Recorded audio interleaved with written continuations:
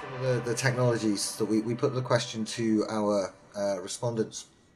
Again, so this is for those that had introduced a servitized element within their service portfolio. And if we look on screen, the obvious one that leaps out is 100% of the organizations that had put servitized element in the portfolio stated that 100% that they felt that it was essential.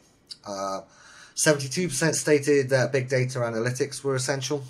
We gave, just for reference as well, we gave multiple options, so essential, important, down to unimportant. So I'm on screen, we've got listed here those that are essential. So these are the ones that the service leaders felt they needed to be able to deliver their servitized business model.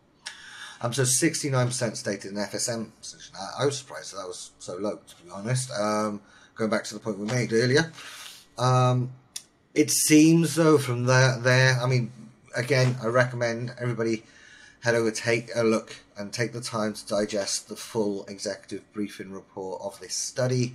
The first part of all of our approaches to studies is to show you just the data. Then we'll do the debrief sessions like this to start pulling apart what that means, and then we'll do some further follow-up analysis. So if you want just no editorialization, just the raw numbers presented to you, have a look at it, because you've got the full listing of all of this here. But for me, Mike, I said I was going to give you 2 questions in a row, so here's the second of them. It's coming back to this point that it's the data flow. It's being able to also not just have that data, the old phrase, data is the new oil. Obviously, we need to refine it like oil. It's useless when it comes out of the ground. We need to turn it into something that's of value. That seems to me to be table stakes. Now, for servitization, certainly, I think probably for effective field service management, I tend to get quite, what's the phrase, hyperbolous. I don't even know if that's a word, but I speak with a lot of hyperbole because it's my job to focus on best-in-class case studies. But you guys have touch points with multiple different organizations, from the laggards to the bleeding edge. Mike, do you think that's a fair statement? Data and the ability to take insight from that data is table stakes now. Absolutely. Yes, it's critical. Without it, you're already behind. And so we have a team that is dedicated to focusing on the data side of things. We see a lot of organizations that are still very legacy, meaning they have what they call a data warehouse, right? But it's really more of a scattering of data marts that people kind of throw together when somebody says, I need XYZ kind of a report.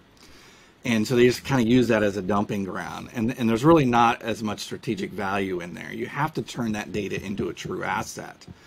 And that is also key to being linked with that servitization model, right? You have to be able to prove the value of that model.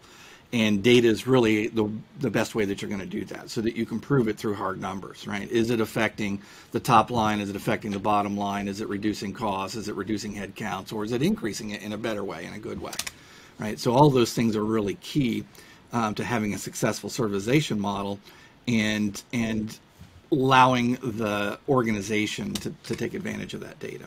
That's why we incorporate analytics, embedded analytics, into most all of our offerings. It's because you can more easily take advantage of that data and act on it, right? As opposed to kind of waiting for that report to show up, seeing that it's trying to tell you something, and then finally maybe coming up with an action on your own. We build that into the servitization so that it is kind of prompting you and guiding you, next best action type of an approach.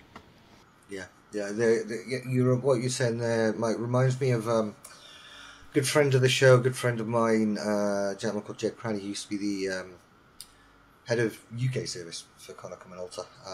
He's now senior consultant for them across their European book. A fellow northeasterner, whichever part of the world you're from, Dan, he's from a similar bit because you talk funny together. But he always said to me, 9 times out of 10 field service companies are looking in the rearview mirror, and that's what data can allow us to do is actually start looking ahead. I suppose on that sense as well, Dan, Mike's just made a fantastic point around the data. Again, it's the data allows us to prove what we've done, where we've been, prove the guarantees of uptime, which are of course embedded and baked into servitization.